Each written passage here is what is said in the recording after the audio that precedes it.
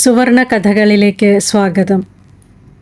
അമൃതവർഷിണിയുടെ കഴിഞ്ഞ കുറേ ദിവസങ്ങൾ ഒറ്റച്ചിലമ്പിൻ്റെ നാദം പോലെ അത്യന്തം വിരസവും ജീവിതം ആവർത്തന ചലനങ്ങളുടെ പുസ്തകവുമായിരുന്നു. പുറത്തെവിടെയും സ്വതന്ത്രമായി സഞ്ചരിക്കാൻ സാധിക്കാതെ ഒതുങ്ങിക്കൂടി കഴിയലിൻ്റേതായ നാളുകൾ. വൈകി ഉണർന്ന് വെറുതെ മുറിയിൽ നടന്നും ആൾക്കണ്ണാടിക്കു മുൻപിൽ നിന്ന് പലതവണ പല പോസുകളിൽ ഉടൽ രൂപമളന്നും അങ്ങനെ സമയത്തെ ദയാവധത്തിന് വിധേയമാക്കും. പിന്നെ വീണ്ടും ചരിഞ്ഞും ചാഞ്ഞും കിടക്കയിൽ കിടന്ന് മടുക്കും നേരം ഷവർ മഴയിൽ ആവോളം നനഞ്ഞ് ഏറെ നേരം അങ്ങനെ കഴിയും അമൃതവർഷിണി. അപ്പോഴേക്കും താഴെ നിന്നും അമ്മയുടെ അമൃതേ എന്ന ദേഷ്യവിളി അവളെ തിരഞ്ഞു വന്നില്ലെങ്കിൽ വീണ്ടും കിടക്കയിൽ ചാഞ്ഞ് നേരത്തെ എപ്പോഴോ മടുത്തു കഴിഞ്ഞ ഫോണിലെ തൊട്ടുകളി വീണ്ടും തുടങ്ങും. FBയിൽ തലേനാൾ എഴുതിവിട്ട കുറിപ്പുകൾക്ക് അല്ലേൽ കവിതയെന്ന് തോന്നിക്കുന്ന കവിതയില്ലായ്മകൾക്ക് കിട്ടിയിരുന്ന ലൈക്കും കമൻറ്റുകളും കണ്ടും വായിച്ചും ചില നേരം അവൾ ആത്മപുളകിതയാവും. മണിക്കൂറുകൾക്കിടെ എത്രയെത്ര പേരാണ് പ്രതികരിച്ചിരിക്കുന്നത്. അതൊന്നും എഴുത്തിൻ്റെ ഗുണം കൊണ്ടല്ല എന്ന് മറ്റാരേക്കാളും അവൾക്കു തന്നെ നല്ല ബോധ്യമുണ്ട്. പലപ്പോഴും ഇഷ്ടമുദ്ര വിക്ഷേപിക്കുന്നവരെയും ദൂത് വിടുന്നവരെയും കളിപ്പിക്കാൻ കൂടിയാകും അവൾ ഓരോന്ന് ടൈപ്പ് ചെയ്തു വിടുന്നത്. ഇന്നലെ നിലാവുപോലൊരു പ്രണയം വന്നെന്നെ വിളിച്ചു. ഒരു തൂവലിളക്കമായി വിളി കേൾക്കാനിരിക്കെ ചുറ്റും നിലാവ് ഗന്ധം പടർത്തുന്നതുപോലെ. നാളുകൾക്ക് മുൻപ് അങ്ങനെയൊന്ന് ചൂണ്ടുവിരൽ തൂലിക കൊണ്ട് എഴുതിവിടലും ഉടൻ വന്നു ഒരഭിപ്രായം. മനോഹരം. എഴുത്തുകാരിയുടെ അമൃതവർഷിണി എന്ന പേരിൽ തന്നെ കവിത. തുടർന്ന് സന്ദേശങ്ങളുടെ കിളിപാടും താഴ്വരയായി അവളുടെ ഫോൺ മാറിയത് മിനിറ്റുകൾക്കിടെ. കൂടുതലും ആൺകിളികൾ. അവൾക്കു തന്നെ ചിരി വന്നു. ഈ കിളികുലങ്ങൾ കൂടെ നിൽക്കുന്നത് വിശ്വാസത്തിലെടുക്കരുത്. ഏതു നേരത്തും അകന്നുപോയേക്കാവുന്ന വെട്ടുകിളികൾ മാത്രമാണിവർ. നിന്റെ സൗന്ദര്യവും അമൃതവർഷിണി എന്ന സുന്ദര പേരും തന്നെയാണ് മോളെ ഹൈലൈറ്റ്. അല്ലാതെ നീ എഴുതിവിടുന്ന കഞ്ഞി സാഹിത്യമൊന്നുമല്ല ആൺകിളികളെ നീയാ മുന്തിരിപ്പാടത്തിലേക്ക് ക്ഷണിക്കുന്നത്. മുൻപൊരിക്കൽ കൂട്ടുകാരി ഹണിമുനവർ പറഞ്ഞത് അക്ഷരം പ്രതി ശരിയാണെന്ന് അമൃതവർഷിണിക്കറിയാം. കാണാനേറെ ചന്തമുള്ളവൾ, വല്ലാത്തൊരിമ്പം തോന്നുന്ന പേരുകാരി. സോഷ്യൽ മീഡിയയിൽ മാത്രമല്ല നാട്ടിലും ബസ്സിലും കോളേജിലും ക്ലാസ് റൂമിലും ഒക്കെ തന്നെ ഒരു താരമാക്കുന്നത് ഇതൊക്കെയാണെന്ന് അവൾക്ക് നല്ല ബോധ്യമുണ്ട്. പക്ഷേ കുറച്ചു കാലമായി പുറം ലോകം മുഴുക്കെ നഷ്ടപ്പെട്ട് വീട്, ഫോൺ തുടങ്ങി പെട്ടിയിൽ കുടുങ്ങി അസഹ്യതപ്പെട്ട് കഴിയുകയായിരുന്നല്ലോ അമൃതവർഷിണി. അതിനിടെ ഇന്ന് അവളുടെ മനോഭാവം തെല്ലൊന്നു മാറിയിരിക്കുകയാണ്. അതിന് കാരണം പുലർകാലത്തെ നല്ലൊരു അതിഥിയായി വന്നുകേറിയ ഫോൺ വിളിയും. ഏപ്രിൽ 1 പറ്റിക്കൽ വിളിയാണോ എന്ന് ആദ്യം സംശയിച്ചെങ്കിലും ആ വിഡ്ഢിദിനം കഴിഞ്ഞിട്ട് ദിവസങ്ങൾ പലതു കഴിഞ്ഞതാണല്ലോ എന്ന് ഉറപ്പിച്ച് അവൾ കൂട്ടുകാരിയുടെ വിളിയിലെ സത്യത്തെ തൊട്ടു. അമൃതേ, ഒരു ഹാപ്പി ന്യൂസ് ഉണ്ട്. അടുത്ത ആഴ്ച മിക്കവാറും ചില നിയന്ത്രണങ്ങളോടെ കോളേജിൽ സീനിയർ ക്ലാസുകൾ ആരംഭിക്കാൻ നീക്കങ്ങളുണ്ട്. നേരത്തെ നമ്മൾ കാണുകയും നീ പ്രത്യേകിച്ച് കളിപ്പിക്കുകയുമൊക്കെ ചെയ്ത എത്ര പേരുണ്ടാകുമെന്നൊന്നും പിടിയില്ല. പലരെ മഹാരോഗം തട്ടിയെടുത്തു കഴിഞ്ഞതല്ലേ. കൂട്ടുകാരിയുടെ സംസാരത്തിനു മുൻപിൽ അമൃതവർഷിണി നിശബ്ദയായി.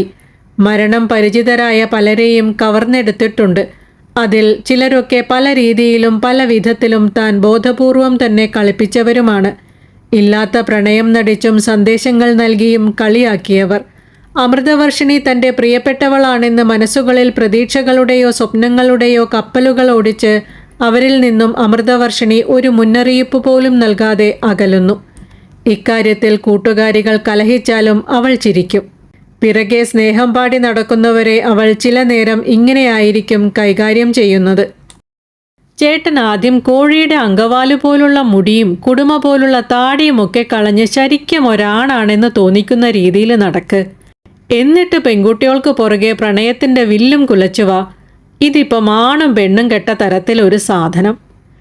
ക്ലാസ്മേറ്റുകളിൽ ആരെങ്കിലും അമൃതവർഷിണിയുടെ രീതിയെപ്പറ്റി പറഞ്ഞാൽ അവൾ പറയും, നീ നോക്കിക്കോ, അടുത്ത 1-2 ദിവസത്തിനുള്ളിൽ അയാളെ ഒന്നുമില്ലെങ്കിൽ ഒരാൺകോലത്തിൽ നിനക്ക് കാണാൻ കഴിയും. അതൊക്കെ സത്യം തന്നെ. എന്നാലും നിന്നെ ഇഷ്ടപ്പെടുന്നവരെ ഇങ്ങനെയൊക്കെ കളിപ്പിക്കാമോ? എന്തിഷ്ടം! ഒരുവിധം അഭിനയങ്ങൾ. വേറെ വർണ്ണങ്ങളും ആകാശങ്ങളും കാണും നേരം നേരെ അങ്ങോട്ട് വെച്ചു പിടിക്കും ഇത്തരം ഇഷ്ടങ്ങളും പ്രിയങ്ങളുമൊക്കെ. അമൃതവർഷിണി എന്തോ അങ്ങനെയാണ്. ആരെയും ഒന്നിനെയും അന്ധമായി അങ്ങ് വിശ്വസിക്കില്ല. ചില സംശയങ്ങൾക്കിടം നൽകിയേ അവൾ മിക്കതും കേൾക്കുകയും കാണുകയുമുള്ളൂ. ഇത്തരം സന്ദേഹങ്ങളും നിലപാടുകളുമൊക്കെ നിന്നെ എവിടെ എത്തിക്കുമെന്ന് ആർക്കറിയാം? നിന്നെപ്പറ്റി ചിന്തിക്കുമ്പോൾ എനിക്കെന്തൊക്കെയോ ആശങ്കകളാ. അച്ഛൻ പലപ്പോഴും അങ്ങനെ ചില ഉത്കണ്ഠകൾ അവളുമായി തന്നെ പങ്കുവച്ചിട്ടുണ്ട്.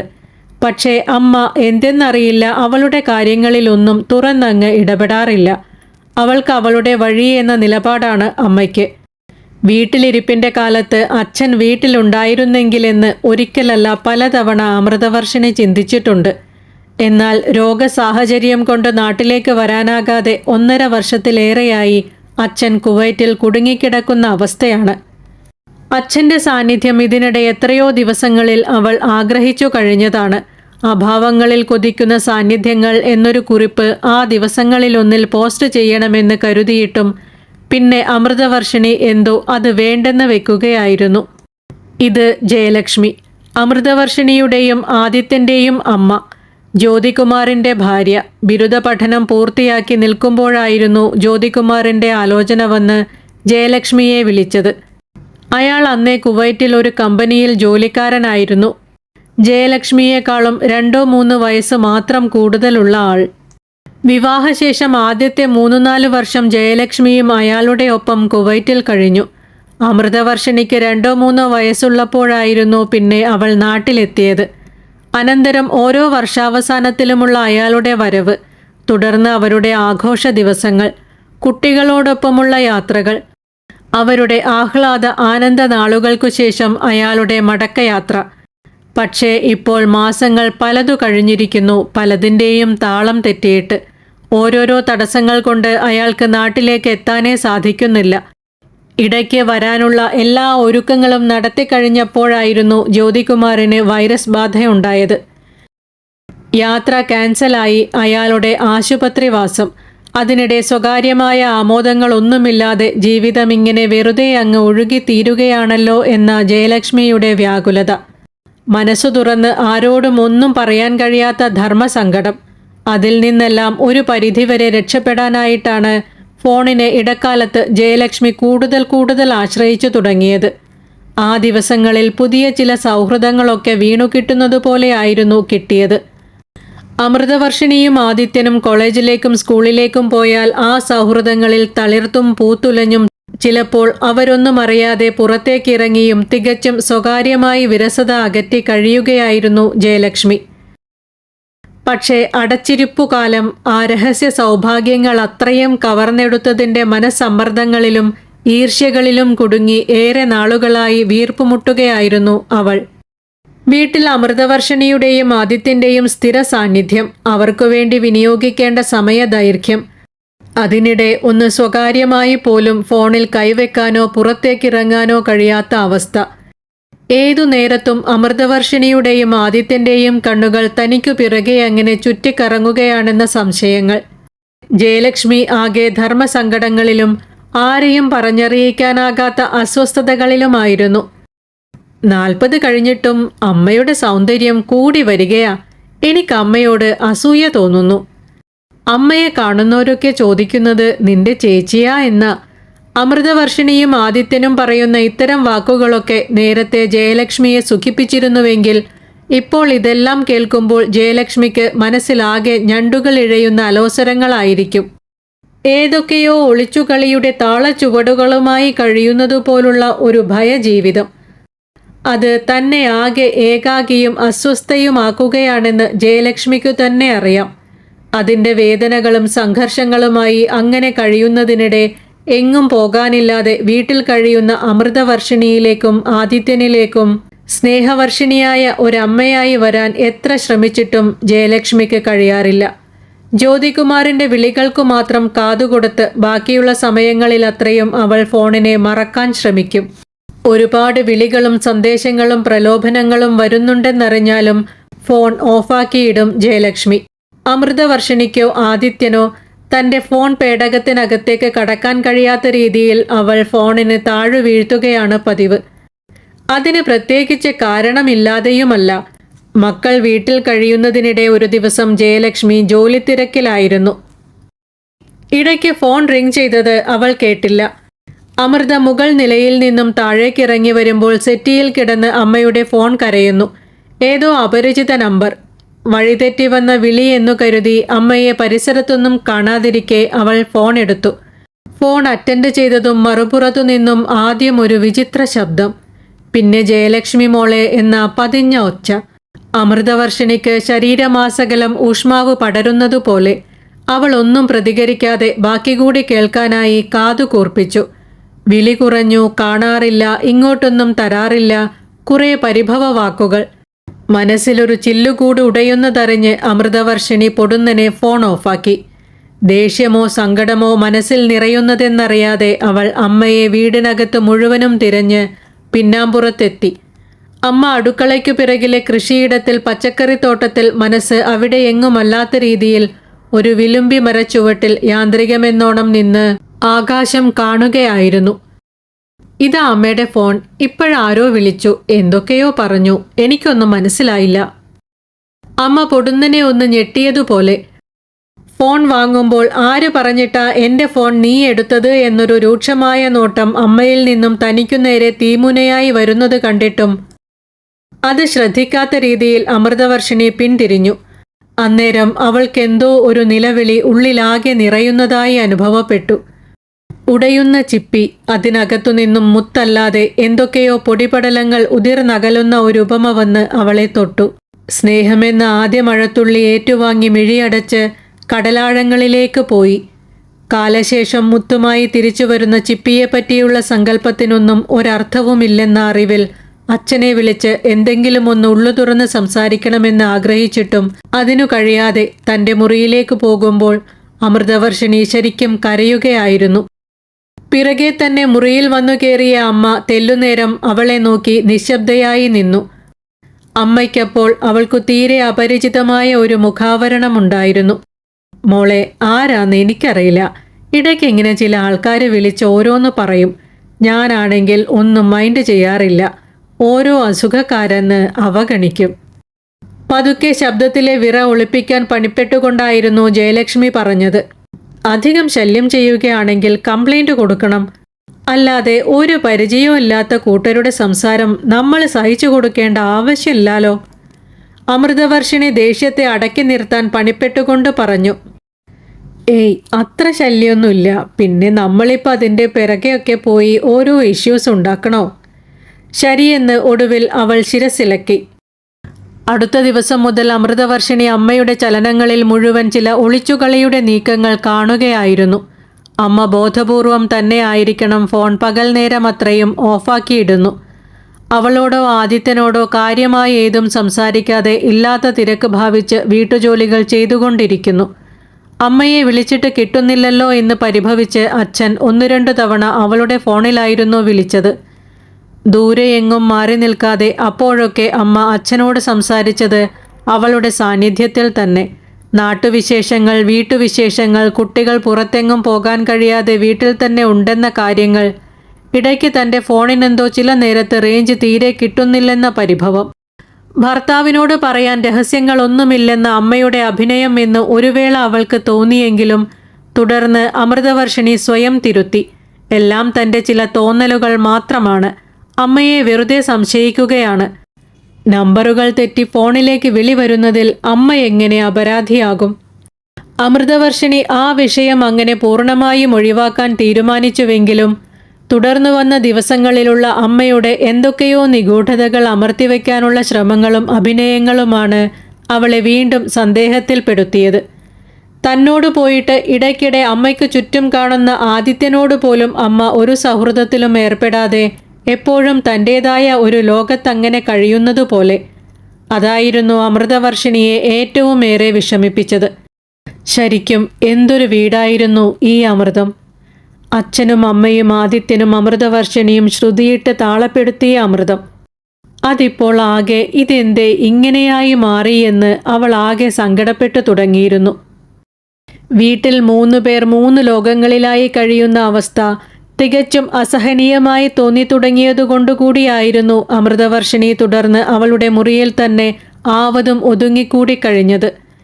അതിനിടെ ആവശ്യത്തിനു മാത്രം ജയലക്ഷ്മിയും ആദിത്യനുമായും അവൾ ആശയവിനിമയത്തിൽ ഏർപ്പെട്ടു. അച്ഛൻ വിളിക്കും നേരങ്ങളിൽ അച്ഛനു മുൻപിൽ പോലും അധികമൊന്നും ആഹ്ലാദവർഷിണിയാകാതെ ചോദ്യങ്ങൾക്ക് മറുപടി, അഭിപ്രായങ്ങൾക്ക് തൻ്റെ അഭിപ്രായം എന്ന നിലയിൽ ശബ്ദം വെച്ചുണർന്നു. സെൽഫോണിലും തൻ്റെ ലോകത്തിലും അങ്ങനെ ഒതുങ്ങിക്കൂടി കഴിഞ്ഞിരുന്ന ആദിത്യനെ എന്തെന്നറിയാതെ പലതവണ അവൾ ശാസിച്ച് വെറുതെ തൻ്റെ നിയന്ത്രണങ്ങളിലേക്ക് കൊണ്ടുവരാൻ ശ്രമിച്ചു. അതിനിടെ കാരണമൊന്നും അറിയാതെ അമൃതവർഷിണിയും മുഖപുസ്തകത്തിലും മറ്റും പ്രത്യക്ഷപ്പെടാതെ വല്ലാതെ അങ്ങ് ഒതുങ്ങിക്കൂടി കഴിഞ്ഞിരുന്നു. പിന്നെ പലപ്പോഴും ഒന്ന് സ്വയം പൊട്ടിത്തെറിക്കാൻ എന്നതുപോലെ ആൾക്കണ്ണാടിക്ക് മുൻപിൽ നിന്നും ബാത്ഷവറിന് താഴെ നിന്നും അവൾ അവ്യക്തമായ ഒട്ടേറെ ആത്മരോഷങ്ങളോടെയും നിലവിളികളോടെയും പെയ്തു തീരുകയായിരുന്നു. അതിനിടെയാണിന്ന് കൂട്ടുകാരിയുടെ വിളി വന്ന് തൊട്ട് അവളെ തെല്ലൊന്ന് ആശ്വസിപ്പിച്ചത്. അമൃതവർഷിണിയുടെ അടുത്ത കൂട്ടുകാരി, അവളുടെ ക്ലാസ്മേറ്റ് കൂടിയായ ഹണി മുനവർ അമൃതവർഷിണിയെയും കാത്ത് ബസ് സ്റ്റോപ്പിൽ നിൽപ്പുണ്ടായിരുന്നു. എത്രയോ നാളുകൾക്കു ശേഷം വീടിനു പുറത്തിറങ്ങാൻ കഴിഞ്ഞതിൻ്റെ സന്തോഷത്തിലും സ്വാതന്ത്ര്യത്തിലുമായിരുന്നു ഹണി മുനവർ. ആഴ്ചകൾ പലതായി വീടിനകത്ത് ജയിലിൽ എന്ന പോലെ കഴിയുകയായിരുന്നു മറ്റു പലരെയും പോലെ ഹണിയും. ബസ് സ്റ്റോപ്പിൽ നിൽക്കുമ്പോൾ മിനിറ്റുകളുടെ ഇടവേളയിൽ ബസ്സുകൾ വരുന്നില്ലെങ്കിലും പ്രഭാതവെയിൽ നിറം മാറിയും നിറം മങ്ങിയും അങ്ങനെ പരിസരങ്ങളിൽ കാറ്റിനൊപ്പം ഇളകിയാടുന്നുണ്ട്. കാറ്റ് തിരിച്ചറിയാൻ കഴിയുന്നതും അല്ലാത്തതുമായ പല മണങ്ങളും അരികിലേക്ക് കൊണ്ടുവരുന്നുണ്ട്. പരിചിതരും അപരിചിതരുമായ പലരും മുൻപിലൂടെ നടന്നു പോവുകയും ചിലരൊക്കെ ബസ് സ്റ്റോപ്പിൽ വന്നു നിൽക്കുകയും ചെയ്യുന്നുണ്ട്. പലരും അവളെ നോക്കി പുഞ്ചിരിക്കുകയും കൈവീശുകയും ചെയ്യുന്നുണ്ട്. ആരെയും കാര്യമായി അറിയില്ലെങ്കിലും പരിചിതരെ മാസ്കിനകത്തായതുകൊണ്ട് തിരിച്ചറിയാൻ പ്രയാസമാണെന്നാലും അവളും മറുചിരി കൈമാറുകയും ശിരസിളക്കുകയും ചെയ്യുന്നുണ്ട്. എന്തോ ആകമാനം പുതിയൊരു ലോകം തൊട്ടു മുൻപിലായി കാണുന്ന പ്രതീതിയാണ് ഹണി മുനവറിന്. മുൻപാണെങ്കിൽ കാത്തുനിന്ന് മുഷിഞ്ഞ് അമൃതവർഷിണിയെ വിളിച്ച് ഒന്നോ രണ്ടോ തവണ ചീത്ത പറയേണ്ട സമയം കഴിഞ്ഞു ഹണിയുടെ കാത്തുനിൽപ്പ് തുടങ്ങിയിട്ട്. പക്ഷേ ഇന്നിപ്പോൾ എത്രയായിരം കൊതുകുകടി കൊണ്ടുനിന്നാലും മുഷിയില്ല എന്നൊരു മനോഭാവമാണ് ഹണി മുനവറിന്. എന്നാൽ പിന്നെയും അധിക സമയം കാത്തുനിൽക്കേണ്ടി വന്നില്ല അവൾക്ക്. ബസ് സ്റ്റോപ്പിൽ അമൃതവർഷിണിയെയും ഇറക്കി ആദിത്യൻ്റെ സ്കൂട്ടർ അകന്നുപോയി. മുഖാവരണം ഒന്ന് നീക്കി അമൃതവർഷിണി ഹണി മുനവറിന് നേരെ പുഞ്ചിരിച്ചു. ഹണിയും ഒന്ന് നിറഞ്ഞു ചിരിച്ചു. മാസങ്ങളുടെ ഇടവേളയ്ക്കു ശേഷം കാണുകയാണ്. ബസ് സ്റ്റോപ്പിൽ വേറെയും ആളുകളുള്ളതൊന്നും അവർക്ക് വിഷയമായില്ല. ഗാഢമായ ഒരു ആലിംഗനത്തിൽ അവർ സ്നേഹം പങ്കുവച്ചു. കൂടുതൽ നേരം അവർക്കങ്ങനെ സ്നേഹിച്ചും സൗഹൃദപ്പെട്ടും നിൽക്കാൻ കഴിഞ്ഞില്ല. അപ്പോഴേക്കും അവരെ സംബന്ധിച്ചിടത്തോളം ഒരുപാട് ഓർമ്മകളുടെ സഞ്ചരിക്കും പേടകമായ രാഗം ബസ് വന്ന് സ്റ്റോപ്പിൽ നിന്നു കഴിഞ്ഞിരുന്നു. പക്ഷേ ബസ്സിൽ കയറിയതോടെ അമൃതവർഷിണിക്ക് ആദ്യത്തെ കൈപ്പുരസം അനുഭവപ്പെട്ടു. കണ്ടക്ടർ നിഖിൽ പരമേശ്വരന് പകരം തെല്ലു പ്രായം തോന്നിക്കുന്ന വേറൊരാളാണ് ബസ്സിലുള്ളത്. നിഖിൽ പരമേശ്വരനായിരുന്നു ബസ്സിൽ വെച്ച് ആദ്യമായി അവളോട് ഇഷ്ടം പങ്കുവച്ചത്. പ്രണയം, വിവാഹം തുടങ്ങിയ തിരക്കഥാ മുഹൂർത്തങ്ങളായിരുന്നു കുറേ ദിവസങ്ങളെടുത്ത് നിഖിൽ പരമേശ്വരൻ അവളെ വായിച്ചു കേൾപ്പിച്ചത്. പരമേശ്വരൻ നിഖിലിൻ്റെ അച്ഛൻ്റെ പേര്. നിഖിൽ എന്ന പേരിന് ഒരലങ്കാരമൊക്കെ വരുത്താനായിരുന്നു പരമേശ്വരൻ എന്ന ഒരു ചിറ്റുകൂടി അയാൾ ഘടിപ്പിച്ചത്. അയാളുടെ തിരക്കഥ കേട്ട് മുൻപ് പലർക്കും കൊടുത്ത മറുപടി അമൃതവർഷിണി നൽകി. കഥ അത്ര നീട്ടിയെടുക്കുന്നതിൽ എനിക്ക് താല്പര്യമില്ല. വെറും സൗഹൃദം എന്നിടത്ത് നിർത്തിയാൽ നമുക്കിത് തുടരാം.